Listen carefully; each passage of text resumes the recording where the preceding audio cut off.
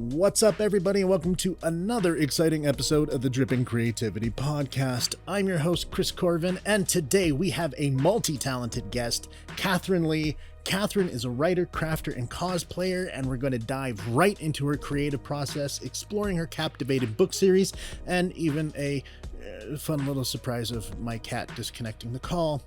Before we get started, don't forget to like and subscribe wherever you're listening. It is a huge help to everybody here. Also, make sure to check out our Wednesday show, Inks and Lattes, hosted by DJ Bloxel and Eva Crow, where we discuss the latest info with everything happening in the community. And this week, they are discussing Mass Effect Legendary Edition, Hades, and The Witcher 3.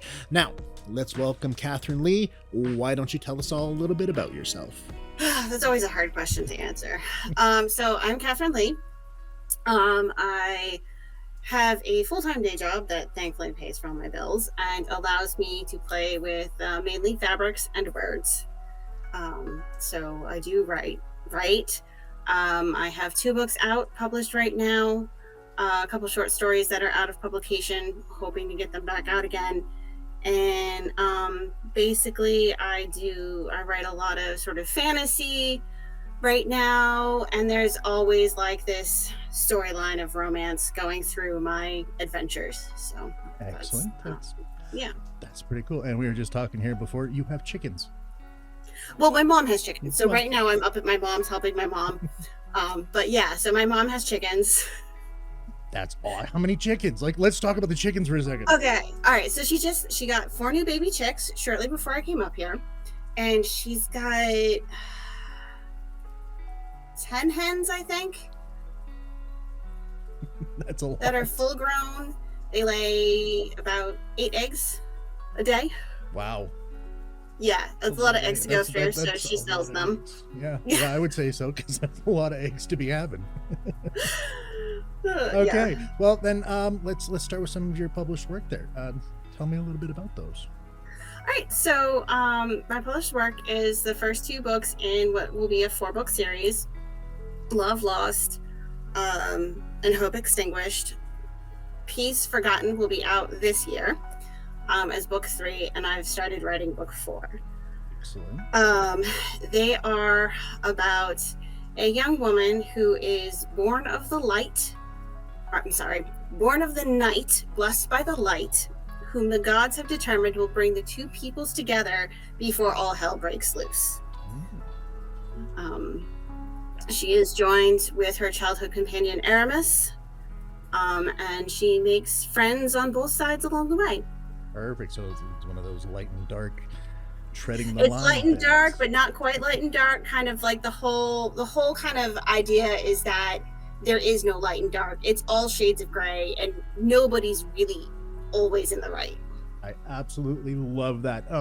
So going off of that, what made you want to explore that theme overall? I mean, it's just sort of one of those things where there's a lot of hatred in the world, and a lot of it is just based on preconceived notions. And so my stories don't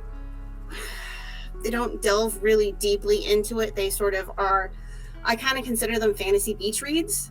So they're still pretty light, but at the same time also touching upon these issues and the struggles that sometimes go with it. And, you know, how sometimes people who are of 2 worlds don't fit into either, and they have to make their own space. So fantastic. I love that. My cat is now Yes. literally rubbing against the microphone and invading my space. So, Gracie, what are you doing with yourself? Okay. Oh yeah, sure. That's fine. I'm just a stepping stone. It's fine. So I absolutely love that concept. I'm a big believer in the gray of life, as it is for a lot of my stuff there. One of those, you know, all it takes is just the one bad day for anyone to be a bad person, you know. So we got that. So that's 2 out of 4 books. 2 out of 4 books. Okay. Book 3 is coming out this year. Perfect. That's awesome. Book 4 hopefully in 2 years. That would be fantastic. I absolutely love that. I think I'm definitely going to grab those links from you so I can make sure to put them in the notes and all of that. And then you had mentioned short stories and some things like that. Yeah, so I had some short stories that were published that have gone out of print, and I'm working with. So, kind of a little bit of background on this. Back before COVID, I had started a tiny indie publishing press with a couple of friends. And we started with short stories anthologies, first with just our stories, then send out for submissions. But then, just as we were getting our feet going, COVID hit, and we could no longer do the cons that were what was actually bringing in the money. Mm-hmm. So we closed the business, and those went out of print, essentially. But now one of my partners from that has started her own small publishing company, and so I'm joining her, and hopefully we'll be able to get those stories republished in new anthologies. That would be absolutely awesome. I look forward to hearing more about that one for sure. So how long have you been writing? Like, what's your writing journey been like? Man, I've been telling myself stories according to my mom since I was very little. I would just babble in the back in the car rides when I was like not even had words to make sense. I'm the kid that's staring out the window in the school bus with like just stories like going along in my head. And I did a lot of reading back when I was younger. And my first story that I wrote was actually in elementary school. Unfortunately, I've lost it. But it was called The Captured Prince. So it was kind of a retake where the princess goes to rescue the prince who was captured by a dragon. Love it. And she doesn't have to kill the dragon either. She just talks to the dragon like, oh, well, Subversion is the best storytelling. So that was me at like 8. That's a good start for sure. Yeah. So then, aside from the writing and all of that, what else do you like to get into? What other hobbies and creative things do you enjoy? So I actually enjoy doing cosplay. I enjoy doing cosplay. I love my mom. I grew up with my mom sewing, making clothing for me. She is big in the country dance community, Scottish dance community. So she goes to these balls. So she has a Oh. Where do I Sorry, she jumped on the keyboard and disconnected it somehow. It's gonna be one of those things. So anyways, your mother was doing costumes and so she was, country. So she had like this closet full of ball gowns, and I always loved dressing up in them, and I just love clothing that's not your standard way you wear every day. So I've started kind of getting into cosplays, but most of the time it's usually from my own imagination as opposed to like a character that people would recognize. But I still have a lot of fun with it and figuring out how to do the things. Like my favorite was my character Fen from a Pathfinder game that I play, and I made. Basically, I call them hakama pants. So they were inspired by the Japanese hakama, but they really do look more like a skirt until you really, you have to work to show them off as pants. And I love them. Got to be comfy, right? Like that's the biggest thing. Yeah. Oh yeah. Staying as comfy as possible. So all right, so we got the cosplay. You mentioned Pathfinder, so obviously some tabletop RPGs and all of that. How long have you been doing that? That actually started right around COVID. So I played Cyberpunk back in college with my then boyfriend, now husband, and I just really, really wanted to do like D&D and some of that more fantasy role playing. And so finally I'm like, well, my kids were like 10 and 12 or 12 and 14 or something, and I'm like, that's it, like I'll take on the role of the dungeon master if I have to. I just want to play. So I did that, and then we tried doing it virtually. That didn't work with that group, and then I just randomly through the internet fell into this other amazing group that we played God, I think like a year and a half on like one campaign, and we actually got to the end of the campaign, which, you know, is pretty amazing. Yeah. And we did do a podcast for like 52 episodes. Awesome. That was a live play D&D. And yeah, so. That's fantastic. I sorry, 1 second. I have cat hair all in my nose right now. Okay, yeah. as it happens. So there we go. She's just now sitting on my mouse. So that's fine. Right. So anyways, that's fantastic. I mean, 52 episodes for a live campaign play is challenging in itself, and yeah. It's amazing. I'm actually going to be doing a tabletop round table with a couple other dungeon masters and players and all of that. So if you want to come join, you're more than welcome to. Yeah, well, I'll have to see if I have time. that would be fantastic. It's especially in the Creative Coffee Cafe. There's quite a lot of tabletop players. Yeah. It's definitely one of those things that I really want to lead into as we go forward, just because it's so much fun. It is so much fun. It's I mean, the characters in my head, they don't want to do what I want them to do, so it makes it really easy to deal with players. So we're going to throw curveballs at you. You know, and it is like, especially if for writing, I know for me especially, the two things that have helped me the most is tabletop games and improv lessons when I was back in acting. Just being able to see, not so much improv it, but see the potential paths of where everything can go, and go, this is actually what would happen. I want it to go here, but it doesn't make sense now after everything that came before it. It only makes sense going this way. And I think things like that are just way better when it comes to creative, because you're not stuck to a structure. You know. Yeah, which is funny, because my background is like science. I have a degree in textile chemistry. I work in the biotech industry. So like, I'm coming from this place where there's like hard, fast rules, but yet got the creative side. So hey, you know, that works out. Like I know for me, my mother is very much a analytical, business-minded individual, but my dad was always extremely creative. So I have a constant conflict of both happening at the same time. And so I get it. So we got all of that. Holy crap. You have done so much.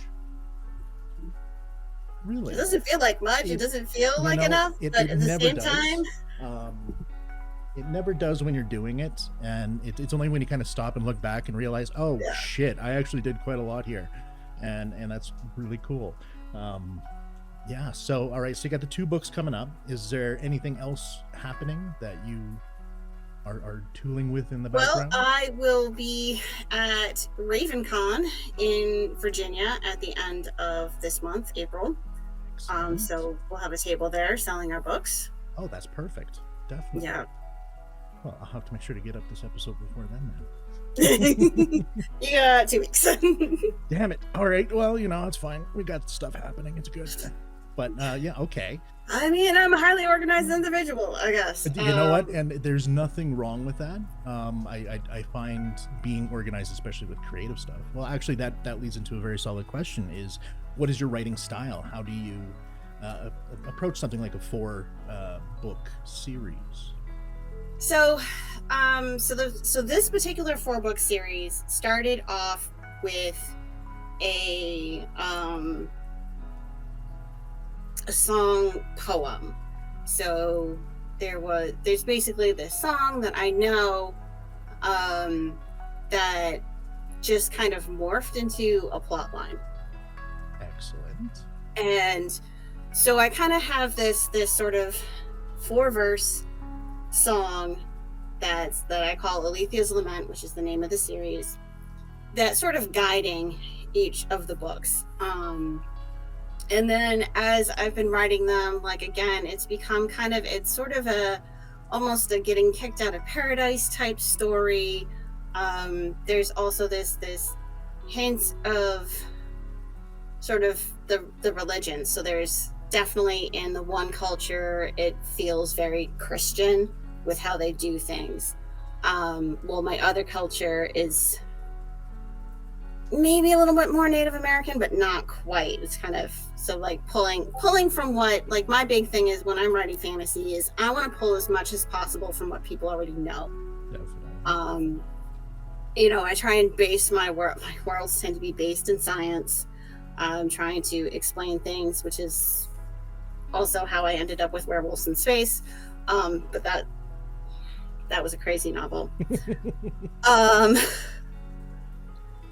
So for this one, yeah, it just basically started with that song, and it's just kind of been building from there. And I know where things need to go, but how they get there, like, my characters just are like, we'll take it from here. We got you. Excellent. So it's very much you see what you would like to do and then kind of let it flow and readjust as you go. Basically, I try to pants it and then I organize it. You know what? That works. It's a very solid way. I'm kind of similar, not the same. I don't know. I like to have my start goal and my end goal, and see if I can get to the same end goal or where we end up. Or where it goes, yeah. It's like kind of structured, but at the same time very improv, and I love it that way. Okay, so Werewolves in Space. Let's talk about this for a second, because I'm curious. So I wrote it during one National Level Writing Month. It's the only, it was 83,000 words. I vow to get back to it someday, but the main character is a nymphomaniac, and there are certain types of scenes I'm not ready to write yet. That she's like, no, you got to write these scenes. I'm like, I'll get there. But I would really love to write it, because she's just this adrenal junkie nymphomaniac and calls herself the sexy, saucy spacer bitch, basically. Nice. And with her pirate lover and her werewolf lover and her cyborg son and her werewolf daughter. It's quite the family. There's a whole lot happening there. And they like to take down governments. Corrupt governments. That's it. They'll take them down. That's many. That's actually really cool. Like what I like about that. I like stews when it comes to creative things. I don't like just one meal, where it's just sci-fi or just horror. I like to blend as many together and create something out of it all. And that sounds like a merging of many genres all in one. And I think that's really cool. Yeah. You mentioned having issues, difficulties getting into some of the romance side of that. Yes. Is that why? So if we're talking innocent romance, I really have no problem with that. That ends up in just about everything. Even when I try not to put romance into my novels, the relationships just show up. I'm not so comfortable even reading it. So that makes sense. Writing it, and I think it's just part of I don't know if it's not enough exposure. I don't know if I have so much empathy that it makes it hard to pull back enough to be able to write it. Really, I don't know. There. Well, so then I suppose the follow-up for that one would be, is that something that you would think about working with another writer to help with that part of it? Yeah, I think that's because I need to figure out, once I finish book 4 of this particular series, I do want to kind of go more into just the straight romance genre, because everything keeps leading me to that. My editor, her main bread and butter is romance novels. She started a romance con that she's like, I want you to be an author at. And I'm like, okay. There's a romance con? Oh my God, there's not just one. There's from what I hear, there is so many all over the place all the time. Wow. Romance is where you make your money in novel writing, from what I understand. Well, definitely, it's a very, and especially depending on what genre of romance you're going for. But a romance con, that's crazy. I mean, I'm mainly a horror guy, right? Horror and fantasy type things. So I don't know much about romance up until lately when I started helping out Sarah Burton there. And now I'm kind of getting exposed to this whole side of things, and it's crazy on this side. It's wild, man. It's and like they're also very supportive of each other. Even though they're like, no, we're not competing. Like people are gonna find what they want to read, and whether it's me, whether it's you, let's just help them find what they want to read. Definitely. Well, and I think a lot of that has to do with the times. There's a lot more of a shift these days in creators helping each other. I mean, even a decade ago, you would look at the industry and it would be a lot of not sharing as much and very much no, you could read that, but read me instead. I really like this new community just in general, how it's building out. Very supportive, and I love it. Creators working together just make better things all in all. Absolutely. And if you're helping someone else be better, they're going to help you be better, and in the end that's better for literally everyone. It is the biggest win-win-win. And exactly. And I love win-win-wins, man. If I can pull off a good triple win, I'm all in. So you actually have quite a backlog of things that you want to work on, and other projects like that. Because I haven't even mentioned my Dearest Baby, which was probably the first novel I actually finished writing, which ended up being trilogy. And the funny part is, I forget exactly when I was in the process of writing Alethea's Lament, but I realized Alethea's Lament is actually a prequel to my Dearest novel, technically it's a trilogy right now, but it's 1800 years in the past. That's a big time jump. Because it's basically my I call it Phoenixes of Revel, and the culture, the community that they end up in is basically coming out of this merging of the two cultures in Alethea's Lament. That's really cool. I love a good strong universe that can be read individually, and it's not until you kind of notice all the connecting pieces that you're like, it's all one giant thing. This is amazing. That's awesome. I love that.